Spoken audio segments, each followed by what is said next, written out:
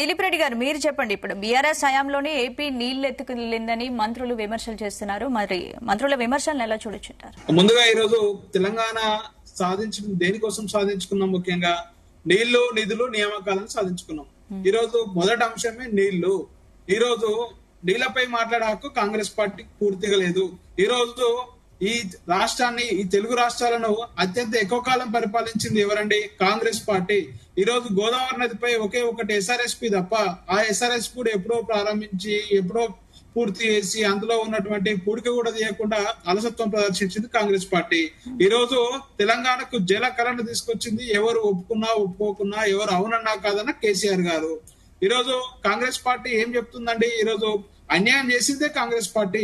ఆనాటి ఉమ్మడి రాష్ట్రంలో, సమైక్య రాష్ట్రంలో ఉన్నటువంటి ఈ సమైక్య ముఖ్యమంత్రులు వైఎస్ రాజశేఖర రెడ్డి గారు పోతిరెడ్డిపాడు నుంచి నీళ్లు తరలించుకోబోతా ఉంటే, పోతిరెడ్డిపాడుకు పొక్కబెట్టి నీళ్లు తీసుకుపోతా అంటే ఈరోజు మంగళహారతులు పాడినటువంటి చరిత్ర ఎవరిదండి? ఈ కాంగ్రెస్ నాయకులది.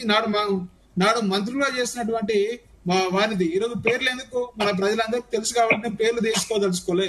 ఇంకా ఒకటి తీస్తే, ఈరోజు సెక్షన్ 3ని కష్టపడి సాధించింది ఎవరండి? ఈరోజు మళ్ళీ వాటాలను మళ్ళీ పంపాలి.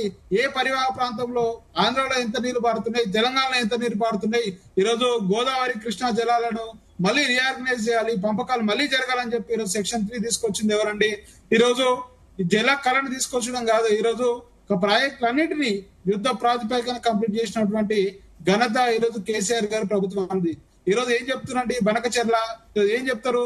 ఇప్పటికే మనకి పోలవరం రైట్ కెనాల్ ను పెంచి, వాళ్ళ సైజు పెంచి ఈరోజు 200 టీఎంసీల నీటిని ఈరోజు పెన్నా బేసిన్ తరలించే ప్రయత్నం చేస్తున్నది ఈరోజు ఎవరండి? వీళ్ళ ఇక్కడ ఉన్నటువంటి ముఖ్యమంత్రి గారి గురువు చేస్తా ఉంటే, ఈరోజు హరీష్ రావు గారు స్పందించే వరకు కూడా వాళ్ళు ఏ ఒక్క లేఖ కూడా ఎందుకు రాయలేరండి? ఈరోజు హరీష్ రావు గారు ప్రెస్ మీట్ తర్వాత నిన్న 24 తారీఖు జనవరి 24, 2025 రోజు హరీష్ రావు గారు ప్రెస్ మీట్ పెట్టి ప్రశ్నించే వరకు కూడా ఈ ప్రభుత్వం మొద్దు నిద్ర పోయింది.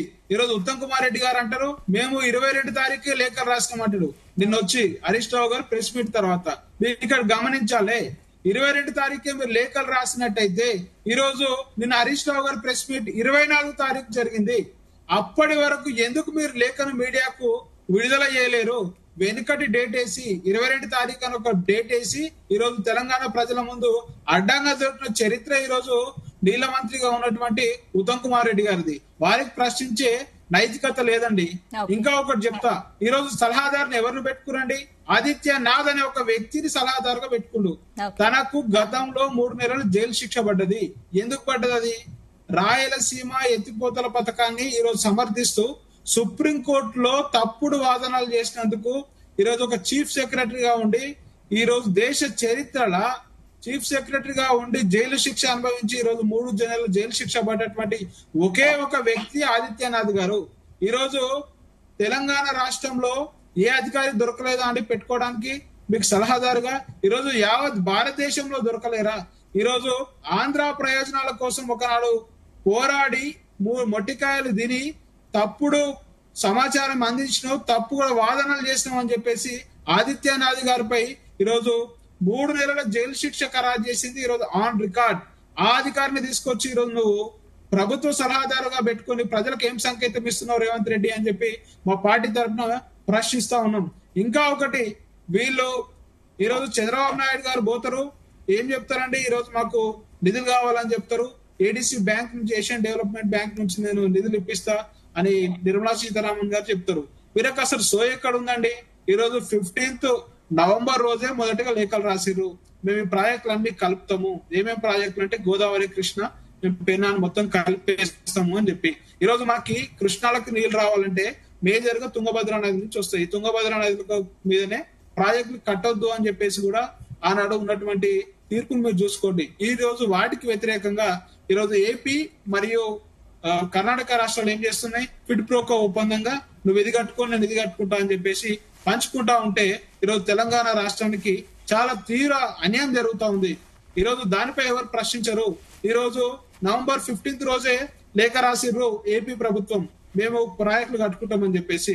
అప్పటికి కూడా సోయి లేకుండా 31st డిసెంబర్ రోజు మాకు నిధులు కావాలని చెప్పేసి 2వ లేఖ రాసిర్రు. వాళ్ళు రెండు లేఖలు రాసినా గానీ ఈరోజు ఏ ఒక్క స్పందన చేయని ఏకైక ప్రభుత్వం ఏదైతే ఉందో అంటే ఈరోజు రేవంత్ రెడ్డి గారి ప్రభుత్వం. ఇంత చేతగాని చేయలేని ప్రభుత్వం చూస్తా ఉంటే తెలంగాణ ప్రజలు సిగ్గుపడతా ఉన్నారు, వీళ్ళనా మేము ఎన్నుకున్నదని చెప్పేసి. ఈరోజు ఇంకా పోతా ఉంటే ఈరోజు కృష్ణా గోదావరి కాదు, ఈరోజు పక్కన ఉన్న కర్ణాటక రాష్ట్రంతో కూడా ఈరోజు జాగ్రత్త పడాల్సిన పరిస్థితి ఉంది. అక్కడ ఉంది ఎవరండి? డికే శివకుమార్. డికే శివకుమార్ ఎవరు? ఈరోజు ఎవరు ఒప్పుకోకుని రేవంత్ రెడ్డి అనే ఒక వ్యక్తిని ముఖ్యమంత్రిగా చేయడంలో తన పాత్ర కీలక పాత్ర. ఈరోజు డికే శివకుమార్ గారి ఆదేశానుసారం ఈరోజు నోరు మూసుకొని ఈరోజు ఇక్కడ ఉన్నటువంటి ముఖ్యమంత్రి గారు వ్యవహరిస్తడం చాలా సిగ్గుచేటండి. దీనిపై ఇకనైనా సరే మేల్కొని ఒక అఖిల పక్షాన్ని ఏర్పాటు చేసి ఈరోజు అన్ని పార్టీలను పిలిచి వారి యొక్క సూచనలు తీసుకోవాలని చెప్పేసి మేము మా బీఆర్ఎస్ పార్టీ తరఫున సూటిగా ప్రశ్నిస్తా ఉన్నాం.